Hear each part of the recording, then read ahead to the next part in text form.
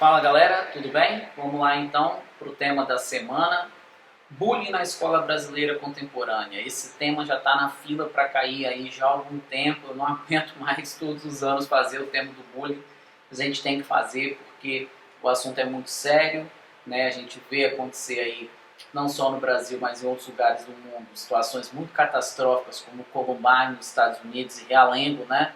no Rio de Janeiro. Todas situações de massacre que poderiam ter sido evitadas se a gente tivesse uma política de combate ao bullying interessante nas escolas brasileiras. Então, essa é a nossa discussão de hoje, esse é o nosso tema de hoje, o bullying na escola brasileira contemporânea. Primeiro ponto, sempre, leitura e análise atenta da coletânea para tentar entender qual o percurso, né, da argumentação que eu posso traçar.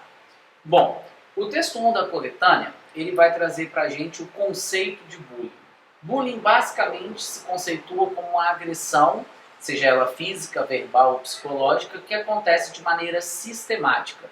Se você chegou na escola e seu amiguinho te xingou, isso não necessariamente é bullying. Agora, se todo dia ele te xinga, isso é bullying. O bullying se caracteriza pela frequência com que um determinado ato de intimidação pode vir a acontecer. Então, o texto 1, ele é um texto simplesmente conceitual.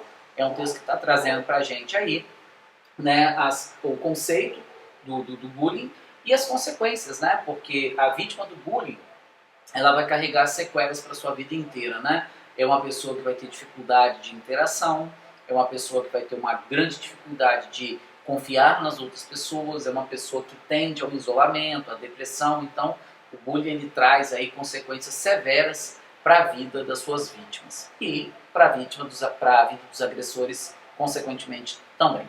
Bom, galera, o texto 2, ele vai trazer para a gente uma espécie de infográfico, e nesse infográfico a gente vai ter percentuais do bullying que podem ser usados aí no texto, desde que você cite a fonte, obviamente, e vai trazer para a gente um ponto crucial para a proposta, que é a gente ver que são indivíduos do sexo masculino, entre 12 e 14 anos, que estão no epicentro do problema. Isso vai ser interessante mais lá para frente, que a gente pode fazer uma inferência muito interessante, né? Por que são meninos, por que são indivíduos do sexo masculino que encontram problemas aí com o bullying? Basicamente, a gente sabe que somos um país muito machista e que, por uma questão cultural, ensinamos aos nossos meninos que eles têm que dar demonstrações de força bruta o tempo inteiro e de que qualquer tipo de conflito se resolve na porrada. Então, isso, de certa forma, explica a presença dos meninos na centralidade desse problema. Beleza?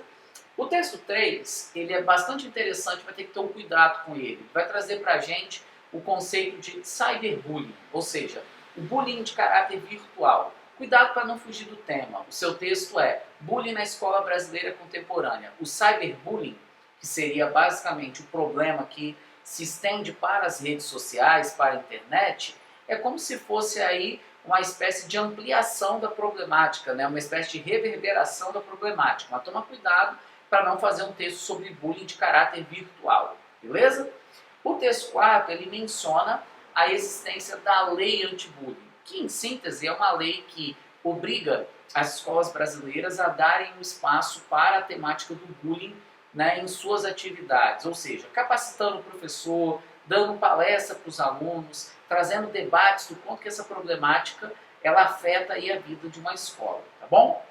Lida a coletânea, a gente passa então para a proposta de percurso argumentativo que eu estou sugerindo aqui. Na primeira parte do texto, eu gostaria que vocês trouxessem de que forma a cultura da violência está por trás do bullying. Basicamente, como eu disse há pouco aí, nós somos um país extremamente machista, um país que negamos o diferente, né? Por que a negação do diferente? Porque ninguém faz bullying com o menino mais bonito da escola. O bullying normalmente vai ser feito com uma pessoa que está fora de padrões pré-estabelecidos pela sociedade.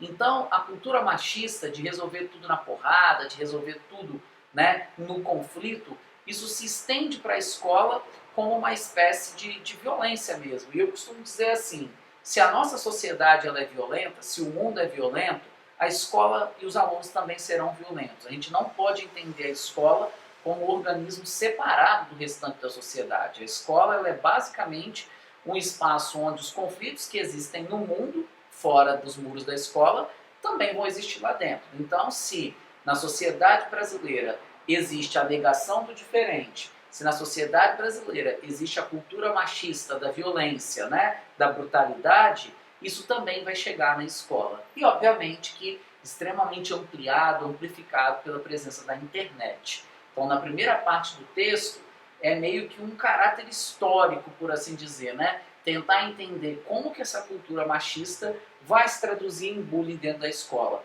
Toma cuidado para você não falar demais de cultura machista e esquecer de conectar isso ao problema que acontece dentro das escolas, beleza? Então, esteja atento aí à conexão, tá? Se existe uma violência no mundo, por conta da naturalização da cultura da violência, isso vai se estender para dentro da escola, beleza?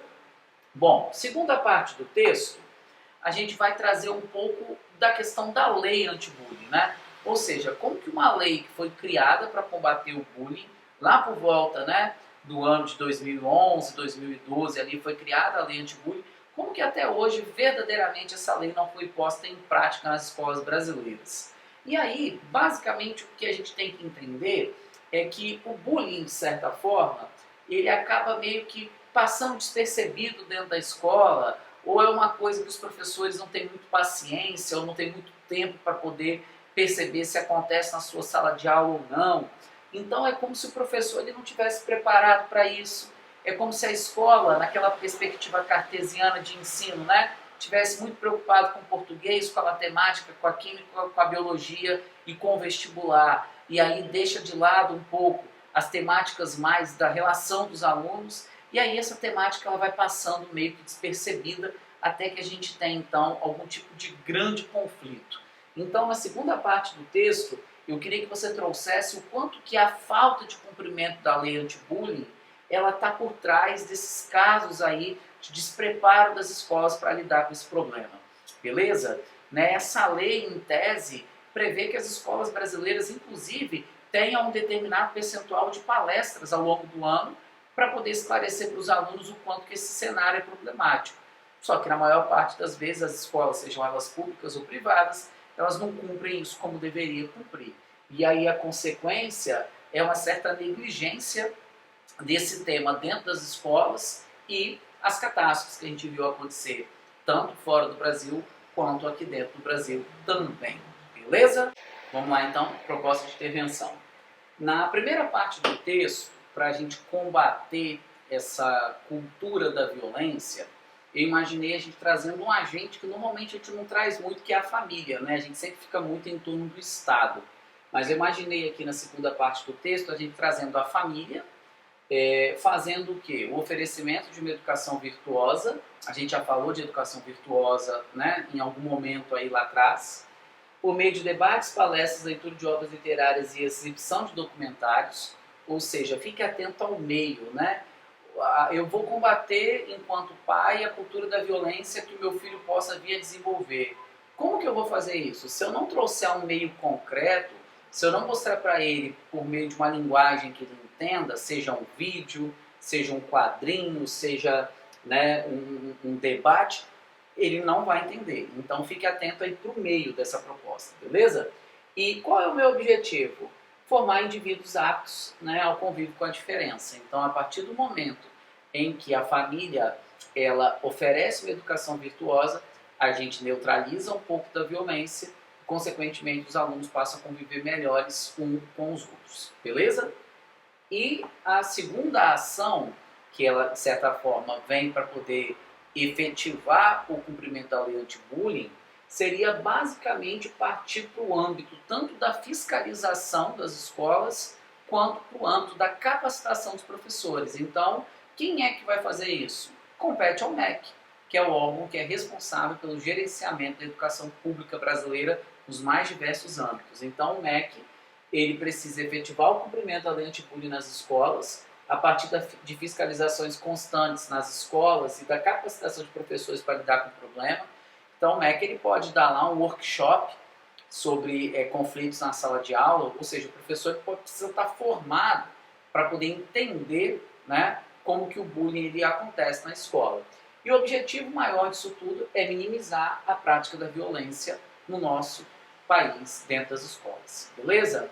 Então, recapitulando, na primeira parte do texto, essa cultura da violência, né, que vai impactar no bullying, e na segunda parte do texto, a coisa do ponto de vista das leis. Beleza, galera? É isso, tá? Qualquer dúvida, pode mandar. Valeu e até a próxima.